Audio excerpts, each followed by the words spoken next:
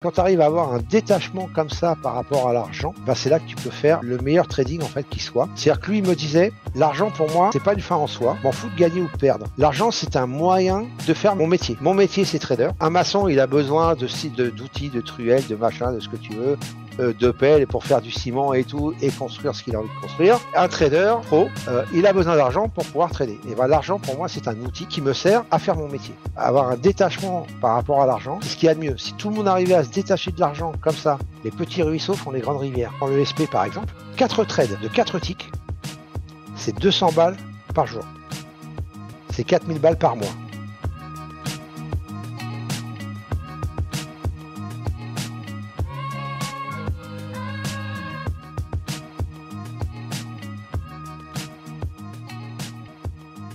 Bonjour à tous et bienvenue dans ce nouveau numéro d'entretien avec un trader. Aujourd'hui, nous avons l'honneur de recevoir Thierry Le Goffre. Thierry est un trader spécialisé dans le scalping qui utilise quotidiennement des outils tels que le market profile, le footprint et le carnet d'ordre dans ses prises de décision. Dès ses débuts dans le monde du trading, Thierry s'est rapidement spécialisé dans l'utilisation de ces outils, ce qui l'a conduit aujourd'hui à devenir un expert reconnu en la matière au sein de la communauté francophone du trading axé sur les volumes. Nous parlons là bien sûr de contrats futurs. Il partage aussi ses connaissances en dispensant des stages de formation pour aider d'autres traders à maîtriser ces outils. Vous trouverez d'ailleurs un lien vers sa chaîne YouTube dans la description si vous souhaitez en savoir plus. Bonjour Thierry et merci d'avoir accepté mon invitation. Salut Oswald, avec plaisir. Donc, première question que je pose à tout le monde. Qu'est-ce qui t'anime dans cette activité de trader ? Ce qui m'anime déjà, c'est la passion, ça c'est sûr. De toute façon, je pense que le trading, si tu n'es pas passionné, tu tiens pas très longtemps. Voilà. Parce qu'il y a tellement d'aléas dans ce domaine d'activité, que si jamais tu n'es pas passionné, tu peux vite raccrocher et passer à autre chose. Ce qui des fois ne serait pas plus mal déjà, hein. Ça éviterait peut-être à certains de perdre de l'argent et de se retrouver dans des situations plutôt difficiles. Donc voilà, dans un premier temps, ce qui m'anime, c'est vraiment la passion. Et puis, c'est surtout l'indépendance. Je parle pas que de l'indépendance financière, hein, c'est juste de l'indépendance en termes de travail, de pouvoir travailler quand je veux, aux heures que je veux, profiter, faire des choses à côté. Voilà. J'ai la chance de pouvoir faire un métier que j'aime et qui me donne surtout le loisir de faire ce que je veux à côté. Et ça fait à peu près combien d'années là que tu es dans cette... Écoute, ça fait en gros à peu près 12 ans maintenant que je m'y suis mis. Ouais. Et tu as commencé par faire quelque chose en particulier ? Tu as commencé par te faire avoir par des petites arnaques ou tu as directement commencé par quelque chose de sérieux ? Alors en fait, si tu veux, moi comment ça s'est passé, c'est que à l'époque, je travaillais, comment c'est quoi le terme exact maintenant ? J'ai plus le terme, mais c'est bon. En gros, c'était veilleur de nuit, quoi, dans un hôtel, D'accord. dans un 4 étoiles là où j'étais. Ok. Et quand je travaillais la nuit, j'avais beaucoup de temps libre. Ouais. Donc je prenais le PC, la guitare, voilà, tout. Je passais mon temps comme ça. Et un jour, je suis tombé sur un mail en fait. C'était un mail un mail, ouais. Où ça te disait bonjour, je m'appelle Bruno, je vais vous montrer comment gagner 300 balles en 20 minutes, quoi. Mm-hmm. Et en fait, à l'époque, c'était des options binaires. Ouais. Je sais pas si tu te rappelles de ça. Si, tout à fait. Voilà. Et du coup, alors j'ai tout de suite vu évidemment que les options binaires c'était une grosse daube, hein, qu'il fallait surtout pas aller là-dedans. Mais par contre, le fait de voir des graphiques, du coup, ça m'a vraiment, ça m'a fait quelque chose, hein, le coup de foudre, hein, comme avec une nana. Ouais. Voilà, le vrai coup de foudre. Et du coup, j'ai commencé à m'y intéresser. Voilà. Et bon, je te passe un petit peu les détails, mais en fait, si tu veux, voilà, 6 mois après, donc je m'en suis intéressé la nuit parce que j'avais eu du temps. La journée, donc je vivais trading, je dormais, je rêvais trading. Ouais. Donc à mon boulot, j'étais au trading. Quand je rentrais chez moi, j'étais au trading. Je devais dormir 4 heures, 5 heures maxi dans la journée. Du coup, voilà quoi. Et au bout j'ai fait de la démo, j'ai fait de la simu, je me suis intéressé à pas mal de choses. Et la chance que j'ai eue, c'est que moi, je suis tombé tout de suite sur, alors, le bon forum, entre guillemets, à l'époque, c'était, je sais pas s'il existe toujours d'ailleurs, c'était DailyFX. Oui, qui est je pense que ça existe toujours. Voilà, ça existe toujours, d'accord. Et à l'époque, donc, il y avait, j'étais tombé sur la feed qui a été fait, qui a été mis en place par Nyokos et Côte d'Azur. Alors Côte d'Azur, je suis pas sûr, mais Nyokos, quasi sûr, qui était donc sur le market profile et Sierra Chart. D'accord. Et sur les market profile avec les single print. D'accord. Il n'y avait que ça à l'époque, single print et Sierra Chart. Voilà. Donc, je suis tombé dessus quasi de suite. Alors, même si je me suis intéressé un petit peu à tout l'environnement du trading classique, Ouais. du coup, avec tous les indicateurs, ce qu'on appelle les lagging indicators, hein, donc tous les indicateurs enfin bref, tous les stochastiques, les RSI, Ouais. les MACD, tout ce que tu veux. Voilà, je me suis intéressé quand même à tout ça, malgré tout, tous les systèmes qui pouvaient exister. Je faisais que ça. J'ai vite vu, en fin de compte, que si tu veux, pour moi, voilà, le market profile, c'était la base. Et tu pouvais quasiment, une fois que tu maîtrisais un peu ça, je me suis acheté le bouquin de Dalton et tout ça. D'accord. Et voilà, j'ai vu que je pouvais vivre de ça qu'avec ça.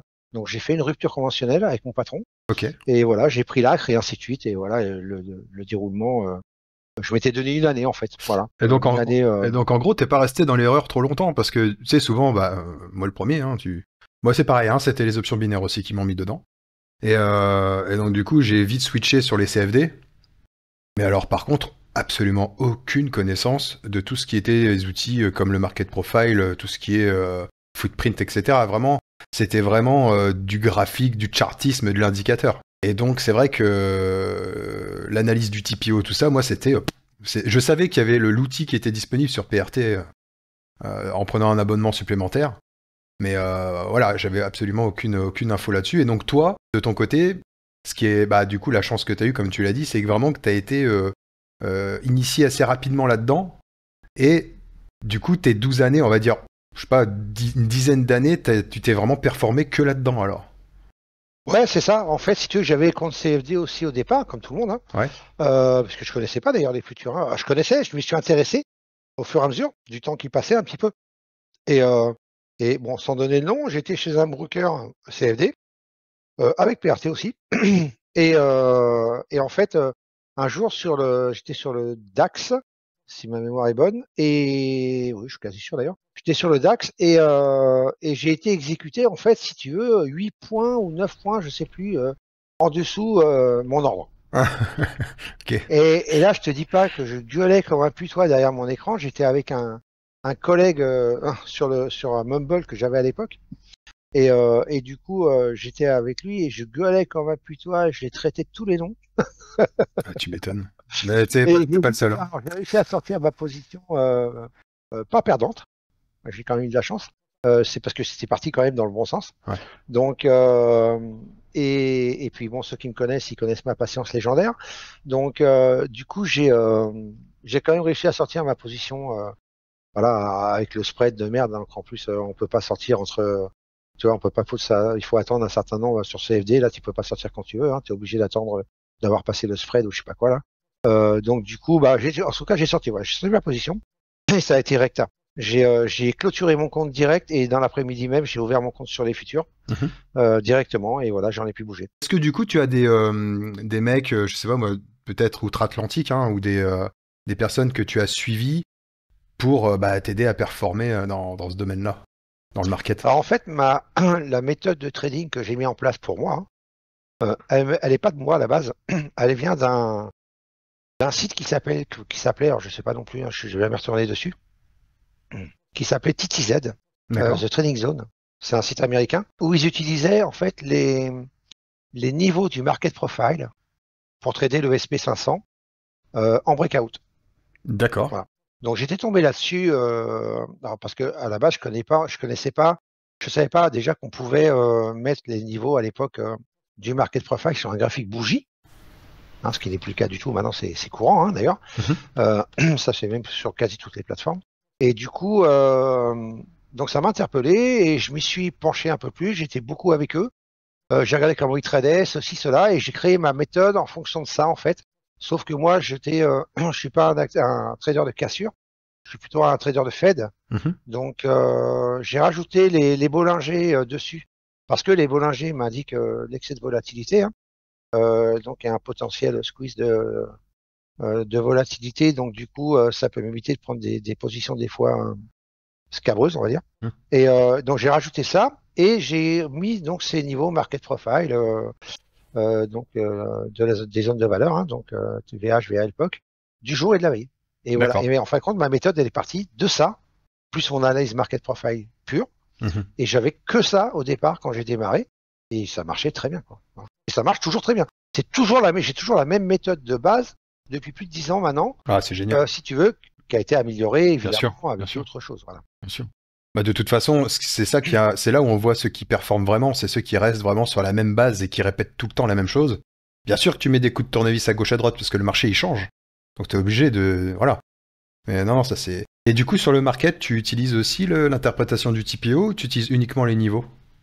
Ah non, j'utilise le market profile réel. Ouais, voilà, C'est-à-dire ok. que je fais, je vais te montrer vite fait. Là, tu vois, le market profile du SP500, Mhm. tu vois. Donc moi, ce que j'utilise déjà, c'est que ça, la première chose que je fais le matin quand j'arrive, par exemple. Je regarde, bon, même si je le sais, hein, normalement, hein, quand tu es devant tous les jours, on voit on fait des plus hauts de plus en plus haut. On est haussier. Mhm. Clairement, depuis 3 jours, on était haussier. Bon, pas de problème. Ok, il n'y a que celui-là, on l'a pas fait. Non, si, on a fait même des plus bas, plus hauts. Donc on était vraiment haussier. Et donc, je regarde ici, moi, quand j'arrive le matin, c'est la première chose que je fais, à part mettre mes single prints et mes niveaux volume. Si tu veux, je regarde ça. Et je travaille toujours avec un market profile déployé. Et je regarde où est-ce qu'il a ouvert par rapport à la veille. Alors, je ne vais pas vous donner mes stratégies de ce que je fais. Non, non, t'inquiète pas, Mais mais c'est juste pour. Ouais. là, voilà, clairement, la stratégie me disait qu'il fallait chercher à acheter, ok, sur des niveaux précis. Et par exemple, un des niveaux que je peux donner, c'est, bon, ça vous le savez quand vous travaillez Market Profile, la VAL de la veille, Mhm. ok. Et regarde, hein, on est venu pile poil toucher ici ce niveau-là de la VAL. Tu vois. D'accord. Donc évidemment, là, il était 1 heure, 2 heures, 3, il était 3 heures du matin, 4 heures du matin, 3h30 du matin. Tu vois. Donc à ce là on n'est pas devant. Mais pour ceux qui travaillent, mettons, et qui traitent la nuit ou la session Asie ou un truc comme ça, eh ben, avec ça, on savait déjà qu'est-ce qu'on pouvait faire, sur quoi on pouvait acheter d'entrée, rien qu'avec le market profile. Mhm. Tu vois. Donc Voilà. ça te permet Donc, si tu de. veux, voilà, moi c'est ce que je fais, c'est mon contexte marché que je fais tous les matins quand j'arrive, quelle que soit l'heure, Ouais, ouais. d'ailleurs. Et moi, ça me donne de savoir ce qu'il faut que je fasse en priorité. Et du coup, j'imagine que tu utilises pas forcément les mêmes heures de cotation quand tu es sur l'heure cash du US par exemple. Tu trades les US ou Ouais. tu trades que le DAX? Non, je traite plus le Rex, moi, je traite que les US. Que les US, d'accord. Donc du coup, Maintenant, oui. voilà. Non, je traite que le Nasdaq et le SP500. D'accord, ok. Donc du coup, quand tu arrives sur les heures, 15h30, hein, on va pas tourner autour du pot. Est-ce que tu changes toi les configs de ton TPO? Alors, déjà, depuis le Covid, je ne traite plus la session cash. D'accord. Ok. Voilà. Ok. Ça, c'est comme ça évite. Donc au moins à 15h30, t'as fini ta journée en gros. Ouais, 15 heures. Bah, en fait, si tu veux, moi maintenant, je trade le matin surtout. Et tu vois que tu peux regarder le matin, regarde, hein, ça bouge très bien, même le matin, le Nasdaq. Donc, il y a vraiment des beaux écarts, des beaux potentiels de trade à faire. Sur le SP un petit peu moins, ça bouge un petit peu moins, mais bon, ça bouge quand même un peu aussi. Mais sur le Nasdaq, c'est vraiment parfait. Justement, c'est pas trop, même si, voilà, il peut y avoir des grosses bougies. Hein. Donc moi, je travaille en gros de 7h ou 8h, ça dépend à quelle heure je me lève, D'accord. jusqu'à 9h, 9h30 si je suis pas en formation. Et puis, et après, je reprends qu'à 14h, voilà, jusqu'à 15h, 15h15. D'accord. Et après, des fois, je peux revenir un peu le soir, voilà, Et, faire la close si j'ai le temps. et donc le market profile va te donner un biais, une orientation, la nature du marché. Mais c'est pour Ouais. faire quoi? Pour faire de l'intraday ou pour faire du scalping derrière? Ah non, je fais que du scalping, moi. Que du scalping, d'accord. Donc tu as un biais, c'est-à-dire que tu vas, en suivant ton biais, tu vas ne faire que des achats ou que des ventes. C'est ça. Bon, après, Latéral moi, de je suis temps. un scalper contrarien, hein, donc D'accord. je suis un contrarien dans l'âme, Ok. ce qui peut Poser des problèmes. ce qui peut me prévaloir quelques déboires par moment. Mais je me soigne, hein, je me corrige. Hein, j'essaie depuis quelques mois. C'est vrai, hein, j'essaie de privilégier, on va dire, voilà, des trades dans le mouvement ou dans la. Je ne vais pas parler de tendance parce que sur quelques heures ou quelques demi-heures, je n'appelle pas ça vraiment une tendance, mais un mouvement plutôt. J'essaie, tu vois, là, mettons, on est sur un mouvement baissier, tout ça, là, de là à là. Et ben, dans toute cette partie-là, à partir de là, je vais essayer plutôt de prendre des shorts. Voilà. D'accord. Voilà. Ouais. Ouais, bah ouais, puis quand tu regardes le prix, voilà, c'est Voilà, logique. c'est Puis tout. après, quand tu arrives Donc, sur des niveaux, sur des conjonctions de niveaux, moi, je travaille qu'avec ça. Ouais. Et puis voilà. Et pour faire un aparté un petit peu sur le trading, est-ce que tu as à côté de ton trading vraiment scalping, est-ce que tu fais aussi des investissements plus long terme? Non, pas du Non. tout. Ouais, t'es vraiment orienté Non. trading pur.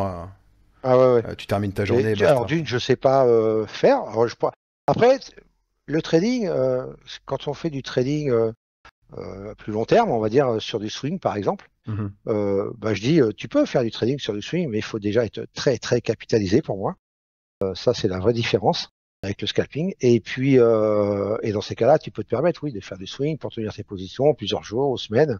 Ok, pas de problème. Et quand tu as vraiment une analyse à long terme, pourquoi pas. Et ça reste de l'analyse. Et après, tu peux trouver des niveaux, des conjonctions de niveaux. On se sert de des niveaux. Hein. J'ai des niveaux en daily, j'ai des niveaux en 4 heures que je reporte sur mes graphiques de trading. Tu vois, donc tu vois, là, t'en vois pas, par exemple, tu vois. Mais si je cherche, si je regarde, alors, je vais essayer de voir un petit peu, voir si j'en trouve un. Je regardais vite fait. Tac, tac. Bon, ça, c'est mes zones de single qui sont reportées. Plus haut, qu'est-ce que j'ai? Bon, j'ai toutes mes niveaux volume profile hein, qui sont là aussi. D'accord, donc tu as aussi les niveaux volume profile, donc POC, value area, pareil. Ah ouais, tout ça, oui, bien okay. sûr, du jour de la veille. Ok. Alors attends, j'essaie juste de regarder, voir si... non, je les ai pas là, enfin, il y en a peut-être pas là non plus. Voilà, mais j'ai des niveaux voilà, qui sont en daily. Hop, on va remettre ça là. Ouais, il y en a pas, tu vois. Mais tu vois, voilà, par exemple, voilà, tu vois, moi quand je travaille, c'est ça, tu vois. Là, ici, si on descend, voilà, là j'ai une belle zone d'intervention ici. Alors je parle pas des single print parce que les single print je les prends à chaque fois, ça c'est clair. D'accord. Quand ils sont vierges. Mais ça, tu vois, voilà, ça pour moi, c'est une belle conjonction de niveau. On a bon le S1 du point pivot, voilà, peu importe. Mais bon, ça reste quand même un niveau, bien sûr, malgré tout. Bien sûr. Et j'ai un bloc imbalance ici acheteur et j'ai eu un niveau volume profile. Tu vois, tout ça sur à 2 ticks près. Voilà, donc ça c'est pour moi une belle zone d'intervention où je vais pouvoir mettre un ordre d'achat. Limite si les prix arrivent dans cette zone-là, quoi, en gros. Si je sens que ça va descendre dessus, voilà, je vais pouvoir anticiper et poser mon ordre. Voilà, moi c'est comme ça que je travaille, sur une conjonction de niveaux en fait. Je travaille pas sur un niveau tout simple. Ouais. Et puis après j'ai certains niveaux cash, par contre, que je me mets dessus. D'accord, ok. Même si je traite pas la session cash, il y a certains niveaux comme l'open cash par exemple. Chiffre rond peut-être, les trucs comme ça. Non, ça je m'en occupe pas trop. Je le repère quand on arrive sur un chiffre rond, je le sais, mais je me mets pas spécialement de niveau dessus. D'accord. Voilà, parce que moi je suis toujours devant. De toute façon, moi je ne traite pas si je suis pas devant. Et puis voilà, donc certains niveaux cash, oui.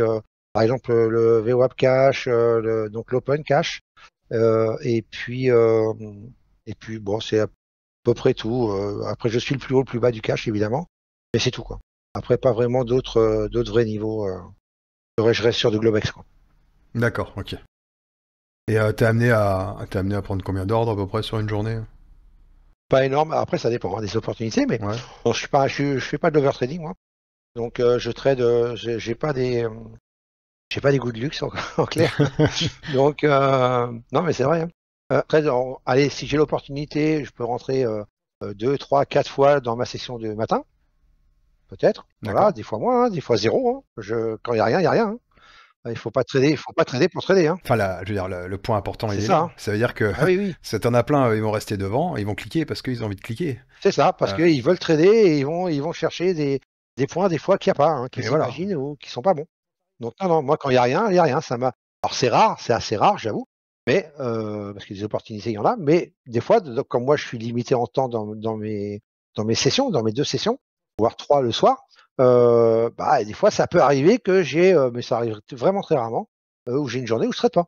Voilà, parce que j'ai pas d'opportunité, où j'ai fait un trade et je suis sorti flat parce que c'est parti contre moi et j'ai quand même réussi à sortir ma position à 0 ou à -1 ou à -2. Donc, et des fois je reprends rien du tout. Ça peut m'arriver, mais c'est vraiment très rare. Donc vraiment en gros, voilà, entre 2 et 4 trades le matin des fois, et puis l'après-midi, ça dépend, 1, 2, 3, voilà, pas plus, quoi. Donc en fait, c'est sur un scalping où tu vas prendre très peu de ticks, mais vraiment c'est très très select, quoi.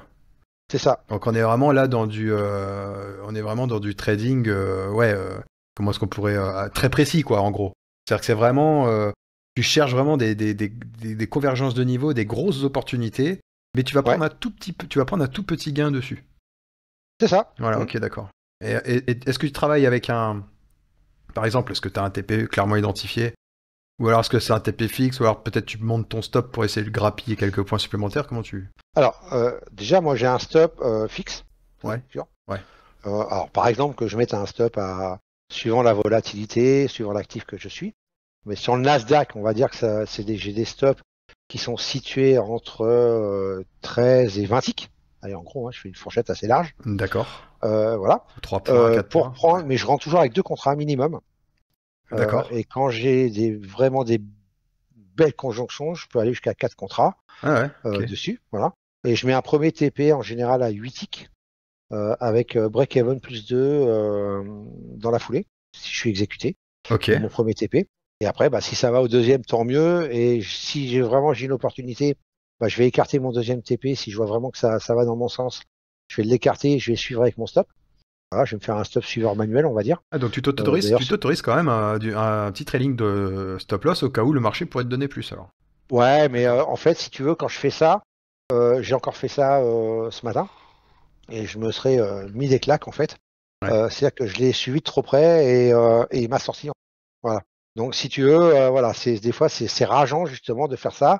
Alors que si tu fais, j'avais rien fait, et ben boum, ça aurait continué à descendre. J'aurais certainement touché mon deuxième TP. Et puis voilà, et je prenais un trade à 200 balles, je prenais un trade à 60, quoi, tu vois. Voilà. Ouais, ouais.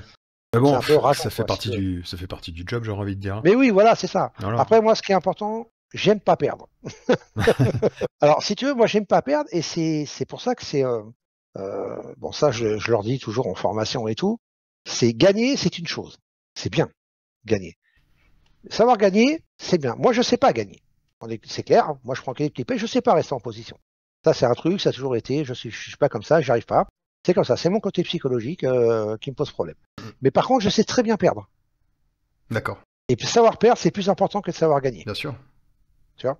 Bien Donc sûr. ça veut dire que moi, si ma position, je vois qu'elle est perdante, ou et qu'elle me squeeze pas, hein, qu'elle me touche pas à mon stop, parce que les stops ils servent à ça, et que ça revient vers mon point d'entrée, bah, je sors à 0, -1, -2, je vais pas chercher le gain. Voilà. Et ça, je pense que c'est ça qui m'a maintenu en vie toutes ces années. Parce que si on gagne plus de fois qu'on perd, donc en gros, nous, on a un ratio à peu près entre 7 et 8 fois de trade gagnant sur 10, à peu près, hein, quand tu rentres correctement. Si les 7 ou 8 fois que tu gagnes, même si tu gagnes que 4 ou 5 ticks ou 6 ticks ou 8, hein, ça dépend de l'actif, les 8 fois, et puis que par contre les 2 ou 3 fois que tu perds, bah, t'en perds que 3 ou 4 ou 2, quoi qu'il arrive, c'est mathématique. Sur le long terme, t'es gagnant. Ah oui. Voilà. Et après, c'est C'est qu'une pas plus question de compliqué. Hein. gestion de soi, de gestion de ses émotions, de pas C'est ça. tilter. C'est qu'une question de ça par la suite, quoi. Ouais, c'est ça. Ouais. Ouais, c'est ça. Mais au moins, le plus important, c'est que tu sais. Tu te connais et tu sais que t'es pas bon là-dedans, tu l'assumes, et du coup, t'as monté une stratégie en fonction d'eux, et basta, quoi. Bah, exactement. C'est Ouais. des fois, j'en vois des gars, même des gars que je forme et tout. Après et tout, ils me disent ouais, putain, j'ai fait 50 ticks, machin, 60 ticks. Je dis bravo. Mhm. Mais moi, je sais pas faire ça. Mais après, ça me gêne pas, moi. Je suis pas jaloux. Hein. Si tu veux, voilà, moi, bon, c'est comme ça. Ils m'aident, mais par contre, obligatoirement, leur stop, il va être plus grand. Donc, ils ont plus de risques. Tu vois.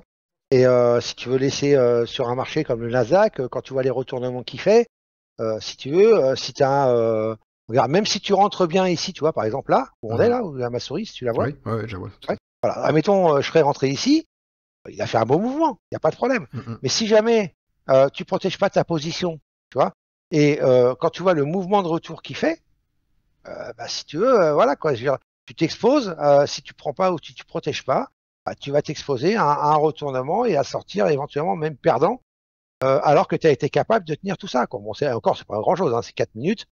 Voilà. Mais où là, ici, par exemple, tu vois, je sais pas, moi, si tu n'es pas capable et tout, il faut s'exposer, il faut s'attendre à un retournement. Ou là, tu vois, par exemple, voilà.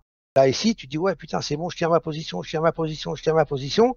Et si tu la protèges pas ou que tu fais pas ce qu'il faut, bah, boum, regarde, tu t'exposes au retour ici, et puis tu sors à 0 alors que tu avais peut-être 50, 60 ticks, tu vois, de gains.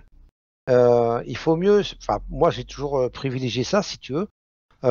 Et même si on gagne pas tout le temps et qu'il faut peut-être 6 trades pour faire 4 trades gagnants, mais si on a sorti les deux autres à 0 ou à -1, on est dans la norme, on est bon, et puis peut-être qu'il y aura un trade qui sera sur 5, 6, 7, 8 ticks. Voilà, tu vois. Et voilà, et ça permet quand même de gagner ça. Alors même si tu enlèves, admettons, hein, les frais et tout ça que ça te compte, mais tu es quand même gagnant sur le long terme. Et puis voilà, c'est ce qu'on cherche en trading. Hein. C'est pas le coup d'éclat, quoi. Voilà. Bah, c'est ça, c'est ça. Et tu trades en compte propre ou tu as une propre firme?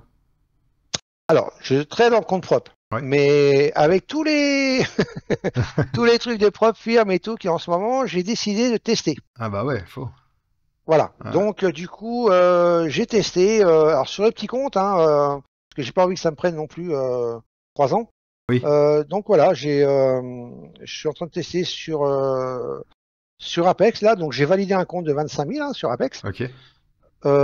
Et j'en ai un autre aussi qui est en Eval, où je copie mes trades en fait dessus. Ouais. Quand je rentre sur un, ouais, ça, avec Sierra, c'est bien, ça permet de le faire.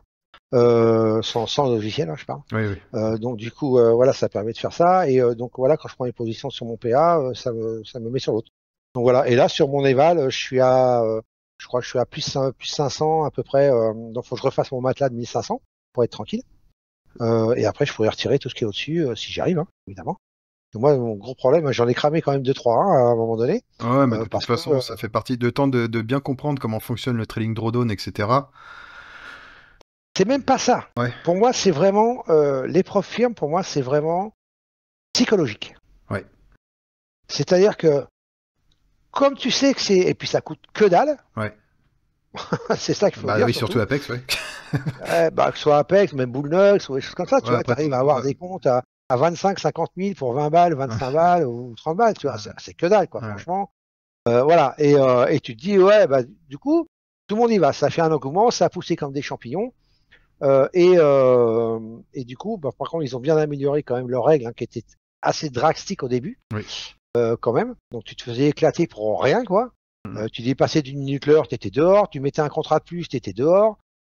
Si tu veux, ils ont quand même évolué un peu Oui, là-dessus. il bloque, oui, il coupe la peau. Voilà, ils bloquent, tu peux pas, mais ils t'éjectent pas. Voilà, il t'éjecte. Donc ça, c'est plutôt bien. Et après, bah voilà, il faut. Mais comme tu sais, quoi qu'il arrive, en fait, moi, ça m'est arrivé sur 2 fois, sur des comptes à 50 000, être à 75 $ de validé et de perdre mes 2500 balles dans la journée. Ah ouais. J'ai pété un plomb, quoi. Ah, on l'a tous fait. Ben oui. Ouais. Mais pourquoi? Parce que c'est pas ton argent, c'est pas ton compte. Sur Ouais. ton compte, jamais tu fais ça. Alors, je vais te Tu vois? dire, la solution en fait à ça, c'est Julian qui nous en est parlé là. D'ailleurs, c'est le podcast en fait qui sort avant le tien, qui va sortir avant le tien. Et en gros, lui, ce qu'il a fait, c'est qu'il a monté. Alors, il est rentable, hein. Il est bien rentable même. Du coup, il a monté 20 comptes, ce qui lui fait un total à gérer de 1 million. Et en fait, il copie tous ses comptes avec Replicanto. Ce qui se dit dans sa tête, c'est pas j'ai un compte à 20 balles à 50 000. Là, j'ai 1 million à gérer parce qu'il les copie tous en même temps. Et ça lui donne une pression qui est similaire à celle que s'il tradait son propre compte parce qu'il a mis plus de 6 mois à monter tout ça. Tu vois, ça a pris du temps, etc. Et du coup, il y tient à ce truc. Et du coup, psychologiquement, pour lui, trader ce compte-là, il n'y a que d'avoir cette pression légère que de trader un compte Deval ou un compte PA. Ouais, tout à fait. Voilà. Mais c'est l'enjeu en fait après qui fait que tu le traites sérieusement ou pas. C'est l'enjeu. C'est ça. Et moi, tu vois, quand j'ai décidé, du coup, je dis, allez, stop, Thierry, arrête tes conneries, traite comme tu sais le faire, ne fais pas d'écart de ce que tu peux, de trucs bizarres en mettant des stops à 50 points alors que jamais je dépasse mes 10 ticks en général. Ouais. Tu vois, voilà. Ça a Donc, changé. du coup, fais pas le con, traite de comment tu sais faire, et voilà. Et là, tu vois, boum, et en une semaine, j'avais validé mon 25 000. Là, voilà, je suis à la moitié de l'autre. Je suis sur mon PA. J'ai déjà monté mon PA. J'ai dû faire 2 trades perdants, je crois, depuis que j'ai fait les vals de celui-là d'ailleurs. Hein. Mais sinon, moi, j'essaie de faire au moins un petit trade par jour.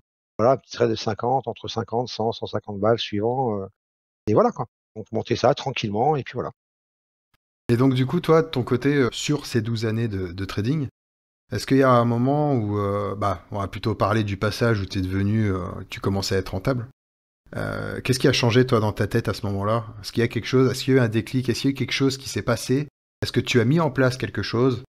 Je parle pas au niveau technique ou trading, je parle plutôt au niveau sur toi. Est-ce que tu as fait quelque chose qui aurait permis de passer un stade? Non, j'ai pas vraiment changé. J'ai continué à me former tout seul. La seule chose que j'ai fait, c'est de me former un peu plus au carnet d'ordre. Voilà, parce que même si je travaillais déjà au carnet, je sais que j'avais certaines lacunes, il me manquait certaines infos. Alors maintenant, c'est vrai que je le fais un peu moins, et encore que.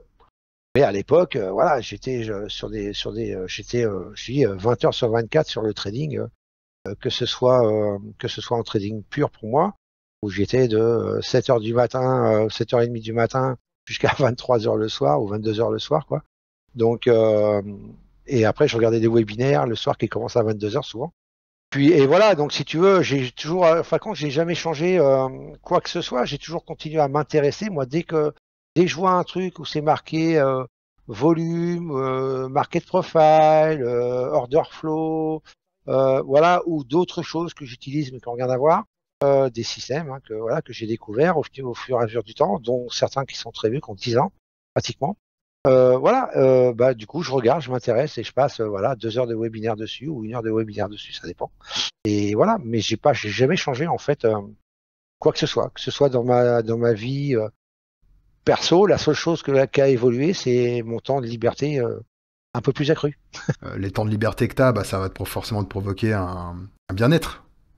Ah complètement. Et qui va peut-être aussi favoriser encore plus ce que tu fais, ton trading, quoi. Bah, si tu veux, au moins quand je suis au trading, parce que des fois c'est costaud quand même. Hein. Moralement, faut des fois encaisser des Bah, choses. ce qui doit être dur dans ton trading à toi, c'est l'attente. C'est ça. Ouais, Bah, il faut être concentré en fait. Parce que attendre des zones pour prendre des trades à 8-10 R, c'est une chose. Là, tu as clairement satisfaction. Et attendre des zones pour prendre 4 ticks, c'est chaud quand même. C'est un autre état d'esprit qu'il faut avoir.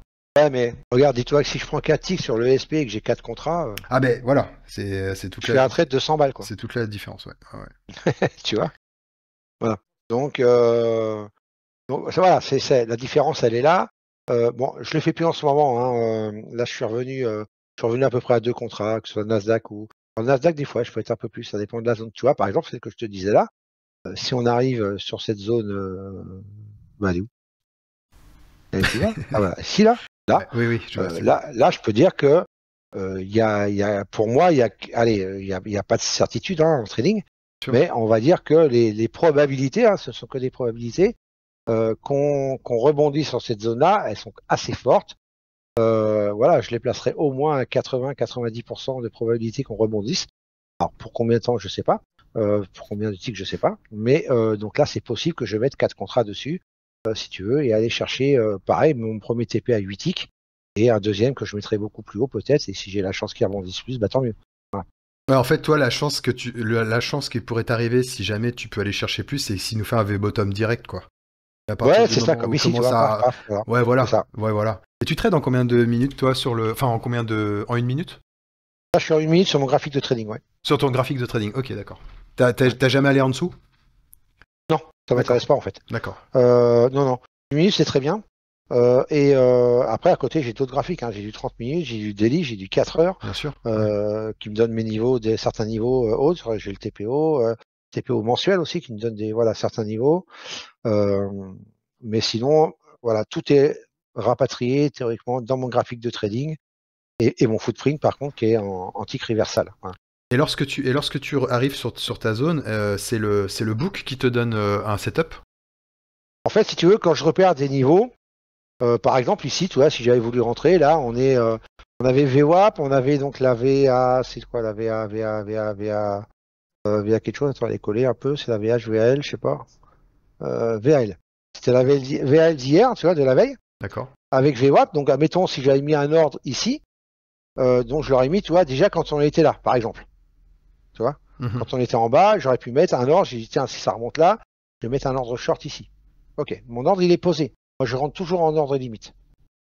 D'accord. D'une, ça t'évite le spread. D'accord. Et puis ça, pour la gestion des émotions, ça t'évite de louper le trade. Et donc pour moi, c'est ce qui est bien. Et du coup, par contre, une fois qu'on va être à proximité, donc par exemple ici déjà, tu vois, en gros, eh ben, j'ai mon carnet normalement qui est affiché et tout. Et donc sur mon carnet, je peux regarder ce qui se passe. J'ai mon footprint aussi. Et je regarde je regarde le SP aussi, voir ce qu'il fait. Suivant qui domine le matin, c'est pas toujours les mêmes. Et puis ça me permet de voir si des acheteurs sont agressifs et vont continuer à pousser à l'achat. Dans ces cas-là, je vais plutôt me méfier et je suis même quitte à enlever mon ordre si je vois que ça pousse trop à l'achat. Et puis sinon, je vais attendre de voir si ça absorbe, mettons, sur ce niveau-là. Et dans ces cas-là, je vais laisser mon ordre et puis je me donne avec un stop plutôt serré. Et voilà, je n'ai pas grand-chose à perdre à tenter le trade sur un double niveau, voire triple niveau avec la Bollinger. À quoi il ressemble celui de Sierra? Parce que du coup, de Sierra, on va faire un petit aparté sur Sierra. Alors, on entend souvent que c'est une usine à gaz. Mais à côté, j'entends aussi beaucoup que c'est une plateforme qui est très très stable. Alors, Et que si tu tu peux. veux, Syrah, tu as les deux. En fait, il faut, Ouais. tu vois, voilà, mon carnet d'ordre, tu vois, il est sur mon graphique là. D'accord, ok. D'accord. Et tu peux le Donc, personnaliser si un tu- peu comme tu veux, j'imagine. Ah oui, complètement. Ouais. L'avantage, c'est que tu peux en faire ce que tu veux. Alors, t'as deux écoles. Hein. Tu as l'école où tu vas mettre comme moi le carnet sur le graphique. D'accord. Comme ça, quand je prends mes ordres, tu vois, ici, je sais exactement où je place mes ordres, à quel prix. Ouais. J'ai les infos que je veux, j'ai mon MBO qui est ici. J'ai mes ordres ici qui sont un peu ce qu'on appelle les current orders, qui sont sur Sierra, hein, qui sont un peu la représentation du footprint ici, là. Et puis, donc ça, avec les ordres cumulés. Hein, et ici, les recent orders qui sont à l'instant T, quand on va repasser sur le prix, on sait exactement combien d'ordres, admettons, sur ce prix-là, et sont passés à l'achat ou à la vente à l'instant T. Donc ça te donne une vraie info, si tu veux, justement, de ce qui se passe au moment où tu es ici. Tu vois. Donc là, par exemple, tu vois, voilà, on était là, tu vois, regarde, on est ici, tu vois, on n'a rien qui trade pour l'instant. Boum, ça a tradé ici, tu vois.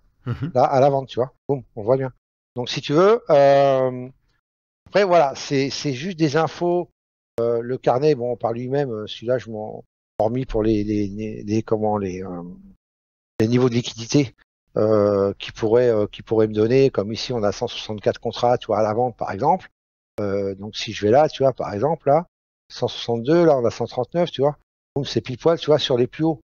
Voilà, donc si tu veux, c'est certaines infos que je peux avoir du carnet, mais il est honnêtement, il est largement utilisable, tradable, sans souci, à partir du moment où il est bien configuré et que sa plateforme est plutôt nettoyée, parce que c'est vrai que surtout sur les SP, ça prend beaucoup de place.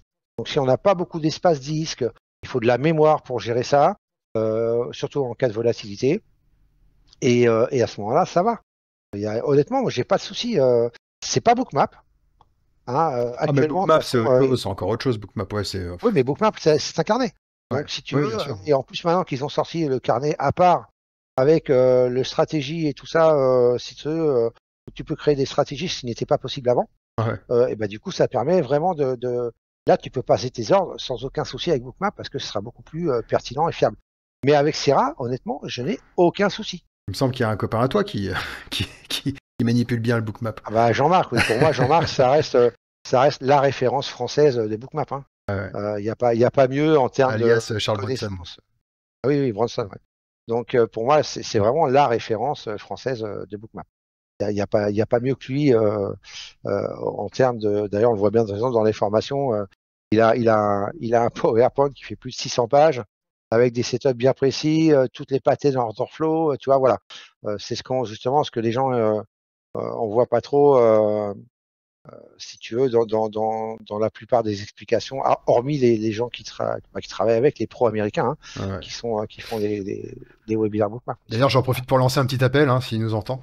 Si un de ces quatre, Jean-Marc, il veut qu'on s'appelle, pas de souci. Ouais, bah écoute. Hein. Après, Jean-Marc, il est très occupé. Je sais. Non, mais tu sais, j'en ai déjà parlé avec d'autres. Ouais. Mais voilà, en tout cas, ouais, non, c'est à peu près vous êtes à peu près dans la même vibe tous les deux. Ça veut dire que vous n'êtes pas du tout dans. T'es d'accord avec moi que la formation, si vraiment on devait se lancer à fond dedans, comme le font tous les autres, enfin comme le font beaucoup d'autres, c'est un métier à part entière qui prendrait tout le temps, qui prendrait pas sur ton trading. C'est pour ça que nous, on n'en fait pas. Alors moi, je mets des sessions chez moi assez souvent parce que c'est chez moi, ça ne me pose pas de problème. Et puis, je sais que tout le monde ne vient pas forcément à toutes les sessions. Donc, c'est pour ça que je les pose. Il y a du monde. Des fois, comme au mois d'août, là, il y en avait qu'une personne. Je prends qu'une personne. Par contre, avec Jean-Marc, on en fait une par an. On a fait une grosse, en général, sur une semaine. Sauf celle-là, la prochaine à Caen, elle est sur 2 semaines. Parce que justement, on veut privilégier la pratique dessus. Et comme Bookmap, je peux te garantir que tu peux demander à ceux qui ont fait les formations sur une semaine, ils en prennent plein la tête. Je vais pas faire la pub pour l'information, hein, si je suis pas là pour ça, mais là, tu vois, je suis en train de former quelqu'un là en visio là, qui est vers Lyon là, et du coup, lui, il est déjà, alors, il est entre rentable et flat, on va dire en gros, mais c'est surtout c'est un day trader. Oui.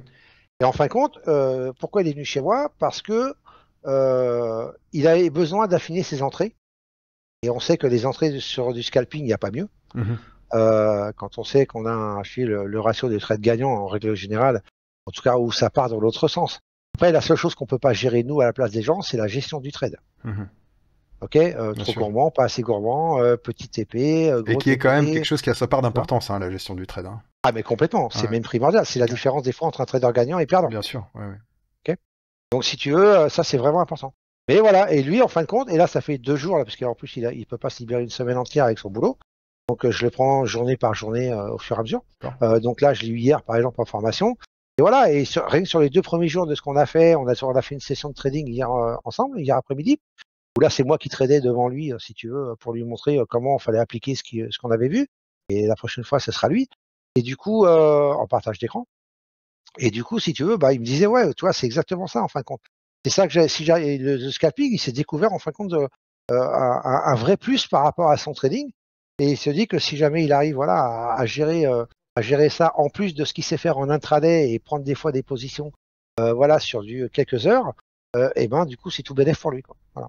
Et dans la communauté là, chez TPF, il y a des très très bons traders market profile. Alors, il y en a pas des masses, mais il y en a au moins 2. Il y a Isa, je sais pas, qui a fait aussi un podcast qui fait ses analyses de market profile. Et tous ceux que je connais, moi, qui font du market profile, ils font du day trading. Ils font 1 à 2 pauses par jour avec des TP stratosphériques. Ouais, c'est ça. Ouais. Écoute, non, mais de toute façon, le market profile, il sert à ça. Hein. C'est vrai que c'est vraiment pour moi, un des meilleurs outils qui soit pour faire du day trading avec pas trop de risques, mais avec, pour moi, une gestion du trade qui est beaucoup plus importante à ce que moi je supporterais. Est-ce que toi, tu as quand tu trades, admettons, ça arrive, j'imagine que tu as des journées qui se passent pas bien. Est-ce que tu as des signes, que ce soit psychologiques ou autres, qui te disent il faut que j'arrête, il faut que je quitte? Ouais, alors j'en ai qu'un. Mais j'en ai un, effectivement. C'est pas du tout une question d'argent. Si je perds 3 trades d'affilée, je finis. Hop. Ouais. Je sais que le marché veut pas de moi, ce jour-là. Ouais. Je ferme tout et je dis à demain. C'est souvent ce chiffre qui ressort. Gagnant ou perdant. Quand je dis gagnant ou perdant. Que ce soit des trades perdants au stop ou des trades que j'ai arrêtés à 0, à -1, mais ça reste des trades perdants. Et du coup, pour moi, c'est parti contre moi. J'ai réussi à stopper mon trade sans trop de dommages ou je me suis fait squeezer et ça a pris mon stop. Peu importe. 3 trades perdants, au revoir, à demain. D'accord. Ouais, mais c'est souvent ce qu'on constate. Hein. D'ailleurs, c'est souvent le chiffre 3 qui ressort. 3 trades. C'est pas une question d'argent. Voilà. Moi, c'est comme les gains ou les pertes, si tu veux. J'ai pas de pertes ou de gains, si tu veux, mini ou maxi. D'accord. Pour arrêter de trader. C'est vraiment les trades perdants. Ah d'accord, donc toi tu prends ce que le marché te donne. Ah complètement. Il faut rester humble par rapport au marché. Ah non mais je veux dire, c'est par exemple, tu as des stratégies, alors c'est plus avoué aux propres firmes, quand tu as plusieurs comptes et tout ça, c'est de se limiter à un montant par jour. Ça veut dire que il te faut tant de jours pour valider une éval. On va dire tu coupes la poire en deux, donc au lieu de faire 1 mois, c'est 20 jours de trading en 10 jours. Alors, en 10 jours, si tu veux valider un compte 25K, il faut que tu fasses 150 balles, je crois, par jour, ou 125, je sais plus. Et donc, du coup, quand tu fais tes 150, ta plateforme, elle se coupe. Enfin, elle coupe les trades et c'est terminé. Ah oui, d'accord, ok. Ah ouais, Non, et ouais, en fait, t'as des stratégies comme ça, ou alors après, voilà, c'est comme toi, c'est non, moi, le marché, il me donne. Et Arnaud qui dit souvent, on sait combien le marché, enfin, on sait combien tu peux perdre sur le marché, on ne sait pas combien il peut te donner. C'est ça. Voilà. Donc, quand j'arrive à la perte que je supporte, j'arrête. Et puis, et sinon, l'idéal, c'est d'arriver à faire une bonne session le matin. Ce qui fait que quand je gère comme ça, quand je trade l'après-midi, je n'engage jamais plus de la moitié de ce que j'ai gagné le matin. Et donc, du coup, si toi, parce que de ce que j'ai compris en fonction de notre discussion, c'est que t'es quand même arrivé assez vite à avoir. Enfin, t'as quand même réussi à arriver à une stabilité assez vite, quoi, dans ton trading finalement. Ouais, alors à part un ou deux déboires en tout début, un ordre oublié sur la plateforme. Alors, faut savoir que moi j'ai ouvert un compte à l'époque avec 800 balles. Donc 1000 $. C'était à l'époque. 800 €, 1000, mais c'est tout ce qui me restait. Parce que je te dis, quand j'avais demandé l'acre et tout, moi à l'époque j'étais sur Mac en plus. Donc il a fallu que je vende le Mac, achète du Windows pour pouvoir trader. Et puisqu'à l'époque il n'y avait rien sur Mac en plus, hein, il y a un tout petit peu plus maintenant, mais Pas beaucoup, encore. hein. Ouais, pas beaucoup plus. Non, d'ailleurs, je rêve que d'une chose, c'est que Sierra, mais moi je fais tourner Sierra sur Mac sans problème. Voilà, mais sinon, voilà, donc j'étais sur Mac, il fallait que je repasse sur Windows, et puis il fallait que je mette un petit capital quand même dessus, quoi, pour pouvoir trader. Donc, entre le matos et le compte, après j'avais plus rien. à sec. Donc du coup, je disais, eh ben, il me fallait 50 balles par jour, je te disais, hein, Oui. pour arriver à m'en sortir. En fin de compte, j'ai réussi à tenir ça, en fait, au départ. Donc, je vivais jusqu'au moment où j'ai pu faire des journées un peu plus importantes pour pouvoir commencer à retirer de mon trading. Tu vois. Ouais, parce que tu avais créé Mais du capital finalement. Tu avais créé du capital, voilà, quoi. bah oui, c'est ça, ouais. Ouais, voilà. Donc, si tu veux, voilà, moi donc, j'arrivais après à retirer au moins les 1000 ou 1500 balles par mois que j'avais besoin. La CAF me complétait derrière. Voilà. Et puis, et je suis là, à part une fois, donc, où j'ai oublié, au tout début, ça devait être quoi, la première semaine, je crois, que j'avais ouvert. Heureusement que j'avais déjà fait un petit peu de gain dessus, dont une journée qui était plutôt pas mal, hein, si je me rappelle bien. Et en fait, j'ai oublié un ordre sur ma plateforme. Et quand j'ai rouvert Sierra le lendemain matin, j'étais à moins 900 balles. Et moi, du coup, j'ai appelé le broker. Je fais putain, il y a eu un bug dans la plateforme, rembourse-moi. Il me dit non, non, il n'y a pas eu de bug. Il a regardé, il fait regarde, tu avais un ordre ouvert, tu n'avais qu'à pas fermer ta plateforme. Tu n'avais qu'à regarder Ouais, que tu n'avais pas d'ordre. t'avais que clôturer tes ordres. Ouais, non, mais Exactement, voilà. Et eux, ils du s'en coup, foutent. et là, je te dis que putain, j'ai pris une claque là. Ouais, ouais. Waouh, parce que je me retrouvais quasi à zéro de ce que j'avais fait, enfin, avec mon truc de départ, alors que j'avais déjà monté un peu mon capital, j'étais content et tout, tu vois. Et voilà, donc à part voilà, un petit truc comme ça, et bon, voilà. Mais sinon, oui, j'ai été, en fait, j'ai réussi. Jean-Marc, il m'appelle le moine Shaolin. C'est-à-dire que, non, mais c'est vrai, quand Ouais, je ouais. décide un truc, je m'y tiens, j'en déroge pas, tu Ouais, vois. ouais, non, mais c'est ça, Et c'est une force mentale de pouvoir. Et comme le trading que tu fais, hein, c'est pas donné à tout le monde hein, de rester comme ça devant un graphe et attendre un setup. c'est ça. On Voilà. attend des niveaux, Attendre des voilà. niveaux pour prendre. C'est pas donné à tout le monde, hein, c'est sûr. Du coup, alors quel conseil toi tu donnerais à un mec qui débute? Quand il démarre, c'est d'aller direct sur des bons marchés, parce que tout le monde va sur les CFD, et c'est une vraie arnaque, ce truc-là. Ok, donc, vous vous rendez compte quand même que les gens, ils mettent leur argent chez un broker qui va être leur contrepartie. C'est un truc de fou, quoi. C'est un truc de malade, quoi. Je veux dire, ça devrait pas exister, tu vois. C'est déjà assez compliqué à trader et à gagner de l'argent en trading, sans pour ça en plus avoir ton broker où tu mets ton argent qui va être contre toi, quoi. Ouais. C'est abusé, Ah, mais quoi. c'est fou hein, Tu vois. quand on y pense. Hein. Mais oui, donc, C'est fou. Hein. et moi je vais te dire, et je tiens de source sûre, il faut savoir que les brokers CFD, quels qu'ils soient, alors, sauf ceux qui n'ont pas de desk et qui ne traitent pas. Ok, là je sais pas, je veux pas m'avancer, je veux pas non plus mettre tout le monde dans le même sac. Je pas envie de me faire taper sur les doigts. Broker Mais si CFD tu en veux, France, ça va. Hein. Je pense pas que. Déjà, il y en a. Déjà, ouais. ils sont pas outre-Atlantique, ils sont interdits. Donc, il y a des bonnes raisons et tout ça. Hein. Bah oui, À un voilà. moment Donc si donné. tu veux, après, voilà, moi je dis que ça devrait être. Il faut aller sur des vrais marchés pour pouvoir déjà, ça c'est la première étape. Déjà directement aller sur les Et puis, il futurs, y a les ça c'est un micros. Il y a minimum. les micros maintenant. En plus, les débutants, il faut se former avec des gens, il faut se renseigner. Il faut pas aller n'importe où, chez n'importe qui. Il y a plein de formations et de formateurs qui servent à rien, Mhm. honnêtement, qui vont t'apprendre juste, t'es juste un numéro en fait, où tu vas être là pour leur apporter de l'argent et les engraisser, et tout, surtout quand tu vois les prix des formations des fois. Et puis, et après, paf, t'as plus de nouvelles, ni vu ni connu, je te connais plus, tu peux même pas me joindre.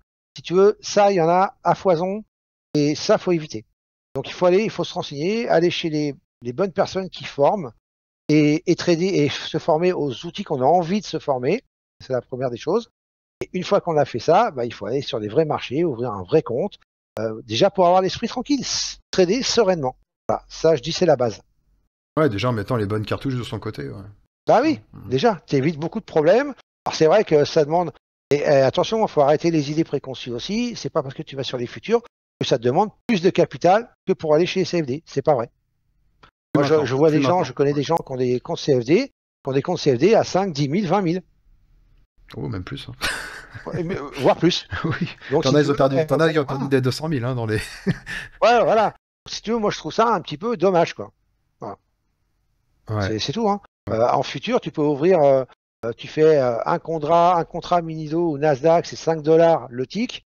Ok, donc si tu mets, admettons, un stop à 10 ticks, bah, un compte à 5000, c'est 1%. Mhm. Voilà, 1% par trade, ça suffit. Tu peux ouvrir, il y en a beaucoup qui ont des comptes avec 2, 3000. Pour démarrer, ça suffit. Tu mets un contrat tranquille et tu peux même faire, disons, du micro. peaufiner ta stratégie, pour peaufiner, éventuellement. et puis quand t'es vraiment, après, quand t'es une machine de guerre, bah tu Tu pousses passes au milieu, sur les puis tu contrats passes sur pleins. les mini. Ouais, c'est ça, ouais. Tout à fait. Et là, attention, pour pas, parce que je vois tout de suite les commentaires qui arrivent, on parle de scalping, et on parle de scalping vraiment très très select, et vraiment sur des tout Complètement. petits stops, parce que c'est toujours pareil, tu vois ce que je veux dire. Donc du Ouais. coup, voilà, on parle pas de prendre des positions en intraday avec 10 points de stop, hein. On parle bien Ah non. de scalping, et donc d'où le fait qu'on parle des mini aussi aisément avec si peu de capital. Ok, Oui, bah oui, écoute, c'est ça, oui, tout à fait. un vrai plaisir cet échange. Moi aussi, je trouvais ça plutôt sympa. Ça permet voilà, de parler. J'espère que ça pourra servir à des personnes. Voilà. Hein. Bon, en général, les podcasts, en fait, ce qui est bien, c'est que bah, les gens, ils se livrent, on, ils sont pas là pour vendre quelque chose, même si des fois, il y a des gens comme toi hein, qui proposent des services. Ouais. Et je veux dire, la base, elle est pas là. C'est-à-dire que là, on parle déjà, dans un premier temps, du trading. Et puis, c'est surtout les étapes qui ont permis d'avancer. Donc, toi, en l'occurrence, bah, c'était trouver les bons outils, etc. Voilà, et puis chaque personne est différente. Et c'est pour le but premier de ce podcast, c'est de montrer aux gens que le trading, c'est un métier, c'est pas facile, c'est très très loin d'être facile, et que c'est un métier élitiste. Comme tu l'as dit, moine Shaolin. C'est-à-dire que c'est vraiment, toi, c'est parce que tu as cette capacité à rester assis tant de temps, à attendre tel niveau. Il faut pas que ce soit n'importe quel niveau, il faut que ce soit un niveau avec plein de conjonctions, et tu le shootes, mais pour prendre voilà, une réaction de marché, quoi. C'est ça, Et, ouais, c'est voilà. ça. Et donc ça c'est et c'est surtout pour montrer ça, ce podcast, que c'est pas facile, quoi. C'est pas, Ah non, non, c'est voilà, pas loin de là. le matin, on se connecte sur YouTube, on met un live, on rentre 3 lots sur le marché, on fait 700 balles, et on fait, ça y est les gars, vous voyez, plus 700 balles, et c'est comme ça tous les jours. Non, c'est pas ça ici. Le vrai trading, D'ailleurs, tu c'est peux pas ça. regarder hein, les dernières vidéos que j'ai faites, donc pas la semaine dernière, hein, mais la semaine d'avant, parce que la semaine dernière, j'étais en formation, donc j'ai pas pu. Et la semaine d'avant, j'avais fait 2-3 vidéos pour expliquer mes sessions de trading et tout ça, là. Mhm. Dont une d'ailleurs, je crois que j'ai fait même en live et tout, que je me suis filmé en même temps, et d'autres que je suis revenu sur mes trades de la journée. Bah, tu vois, enfin, moi, j'ai pas de langue de bois. Quand je perds, je le dis. Donc, on sait que c'est pas facile le trading. Il faut juste relativiser. Alors, je vais te prendre un exemple. J'ai tradé à une époque, il y a quelques années, avec un gars qui lui avait un gros compte, hein, qui avait un compte à, je crois, 150 ou 180 000, hein, ce qui est déjà pas mal, et qui tradait exclusivement le DAX. D'accord. Bon, pas de problème. Moi, à l'époque, je tradais le DAX aussi. Alors, lui, il n'était pas du tout en scalp. Par contre, il tradait, il entrait en position en scalping. Mais il avait des objectifs intraday et avec des stratégies bien définies. D'accord. Et c'est quelqu'un, alors je ne vais pas parler de ses stratégies et tout ça, mais j'avais adoré en fin de compte son approche du trading. Et là, c'est quand tu arrives à avoir un détachement comme ça par rapport à l'argent, et ben c'est là que tu peux faire le meilleur trading en fait qui soit. C'est-à-dire que lui il me disait, l'argent pour moi, c'est pas une fin en soi. Je m'en fous de gagner ou de perdre. L'argent, c'est un moyen de faire mon métier. Mon métier, c'est trader. Mhm. Un maçon, il a besoin d'outils, de truelles, de machin, de ce que tu Ouais. veux, de pelles pour faire du ciment et tout, et construire ce qu'il a envie de construire. Mhm. Un trader pro, il a besoin d'argent pour pouvoir trader. Et ben l'argent, pour moi, c'est un outil qui me sert à faire mon métier. C'est de Que l'essence. je gagne, que je perde. Après, bien sûr, si tu gagnes, moi, l'important, c'est de faire des bons trades, de gagner mes trades, parce que c'est mon métier de faire ça. Et évidemment, le reste en découle après derrière. Mhm. Tu vois. Mais un rapport à l'argent comme ça, je l'ai jamais vu. Hein. C'est la seule personne en 10-12 ans d'activité dans ce domaine où j'ai eu quelqu'un qui me parlait comme ça. Si tu veux, avoir un détachement par rapport à l'argent, c'est ce qu'il y a de mieux. Si tout le monde arrivait à se détacher de l'argent comme ça, et juste sans ça, peu importe le montant, hein, on s'en fout, hein, et arriver juste en disant c'est juste un moyen de faire mon métier et de prendre mes trades, et pas forcément chercher le gain. Moi, quand je vois des fois le PNL qui monte à 100, 150, 200, je vis le trade, je fais putain, je vais sortir. Là, non, mais c'est vrai, hein. Mhm. Si tu veux, tu vois. Alors que si tu veux, normalement, faut rester zen, tranquille. Ouais. Le PNL, t'en fous, voilà. Tu vois. Ouais. Faut même pas l'afficher, le PNL. Bon. Ouais, alors sinon, faut pas l'afficher. Hein. Ah bah, en tout cas, écoute, ça a été super. Et puis, bah, j'espère que ça vous aura plu aussi, hein, ce petit échange. Et n'hésitez pas à nous lâcher un petit commentaire, hein, puis comme d'hab, à nous dire ce que vous en avez pensé. Et puis sur ce, merci Thierry. Bonne journée à Avec toi. plaisir, Oswald, hein, ouais, pas de Et, problème. et salut tout le monde. Bonne journée à tous. À plus. Ciao. Au revoir, ciao, ciao. Petit message d'avertissement, je voudrais vous rappeler que des canaux spécifiques ont été créés sur notre serveur Discord TPF afin que vous puissiez poser vos questions aux invités du podcast et aux animateurs de live. Nous comptons environ 2500 membres à l'heure actuelle sur notre Discord et il est donc impossible de gérer les questions en message privé. Merci de poser vos questions dans les salons dédiés, cela permettra au plus grand nombre d'en profiter. Si vous ne respectez pas cette règle et que vous continuez à envoyer des messages en privé, vous serez tout simplement banni du serveur. Merci de votre compréhension.